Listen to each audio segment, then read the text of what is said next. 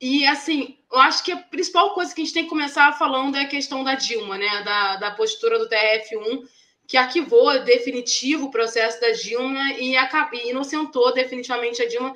E eu queria que você falasse sobre isso pra gente, porque a gente sempre falou, né? Golpe, golpe, golpe, golpe, golpe, mas agora a gente pode efetivamente dizer que foi um golpe de Estado, né? Um golpe de Estado branco que a Dilma sofreu, né? Sem nenhum tipo de ressalva, sem nenhum tipo de preocupação. Não, na realidade sempre foi, né? A palavra golpe ela não foi criada pela esquerda brasileira, pelos progressistas ou democratas brasileiros, não.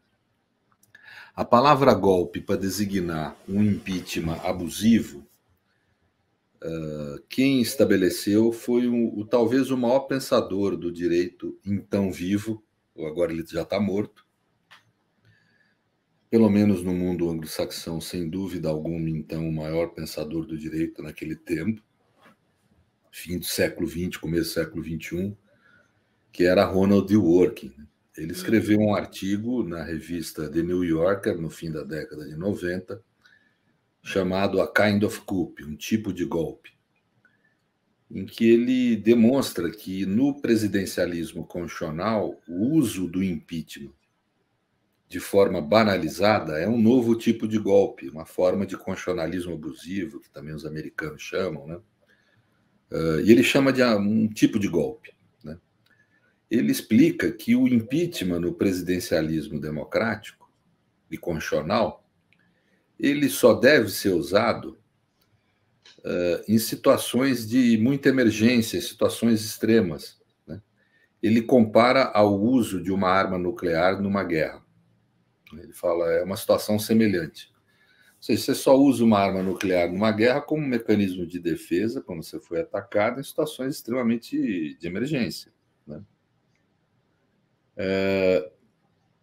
O que houve com Dilma foi, evidentemente, o impeachment banalizado. Isso contraria não apenas a compreensão de Dworkin, que é uma compreensão do que nós podemos chamar a teoria geral do direito constitucional, mas a da própria Constituição brasileira. A Constituição brasileira ela não fala que o impeachment, o chamado crime de responsabilidade que gera o impeachment, ela não fala que ele se caracteriza por mera ilegalidade ou inconstitucionalidade.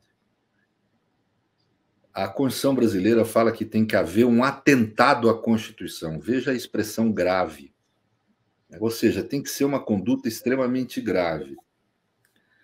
Houve um erro na interpretação de parte da mídia e de boa parte do meio jurídico, um erro primário, que foi querer interpretar a Constituição brasileira à luz da lei de 1951. Isso é um erro primário. Qualquer aluno de primeiro ano de direito sabe que esse é um erro típico de leigo. Né? Porque você interpreta a lei pela Constituição e não a Constituição pela lei. Uhum. Você tem que passar a lei por um filtro constitucional. E em 88, nós tivemos uma nova Constituição.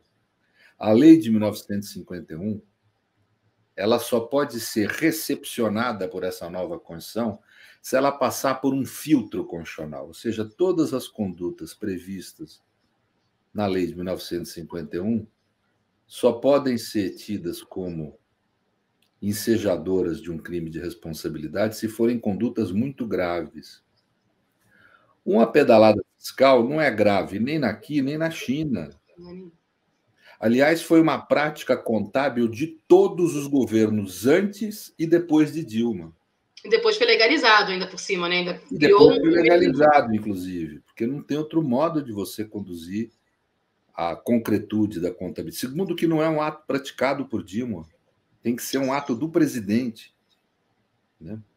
Ou seja, não há ali a gravidade ensejadora de um impeachment. Quando o impeachment é um instituto que ela tem duas dimensões, uma jurídica e uma política. A jurídica qual que é? Tem de haver crime de responsabilidade para existir o impeachment. Se não houver crime de responsabilidade, é dever, inclusive, do Supremo Tribunal Federal interferir e anular o impeachment. E eu queria entrar... Desculpa, Pedro. Aí eu queria entrar nesse ponto. Nesse momento, o Supremo Tribunal Federal ele não foi extremamente omisso quando permitiu... Eu vou tentar explicar com calma, porque senão as pessoas confundem muito. Sim. A maioria, inclusive, dos juristas brasileiros falam imensa bobagem. Eu falo que é bobagem porque não é uma interpretação razoável.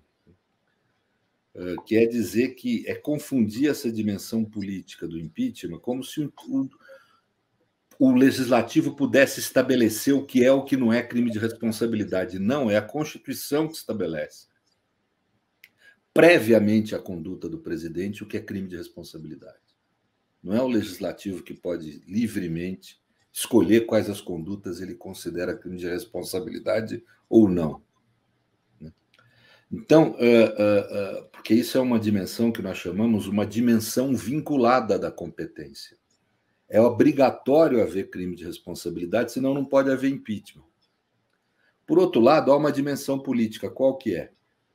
Se fosse um crime comum na justiça, existindo o crime, a justiça tem obrigação de punir. Uhum. Tem obrigação de estabelecer a sanção. No crime de responsabilidade, não. Existindo o crime, pode haver o impeachment, mas ele não é obrigatório. O legislativo pode, mesmo existindo o crime, deixar de aplicar a pena de cassação do mandato, de supressão do mandato presidencial.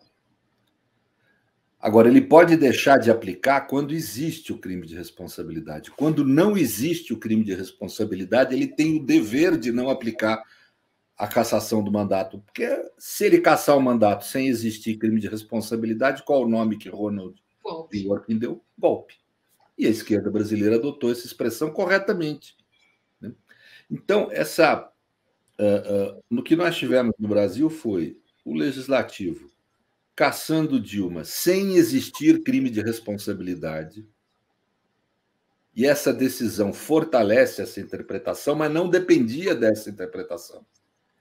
Porque mesmo que houvesse ilegalidade ou inconstitucionalidade na conduta de Dilma, ela não tinha gravidade suficiente para caracterizar crime de responsabilidade. Porque tem que ser um crime grave, uma conduta grave. Então, por exemplo, um genocídio é grave, corrupção é grave, nada disso houve de imputação a ela nesse sentido. Nem imputação, ela não foi nem acusada disso.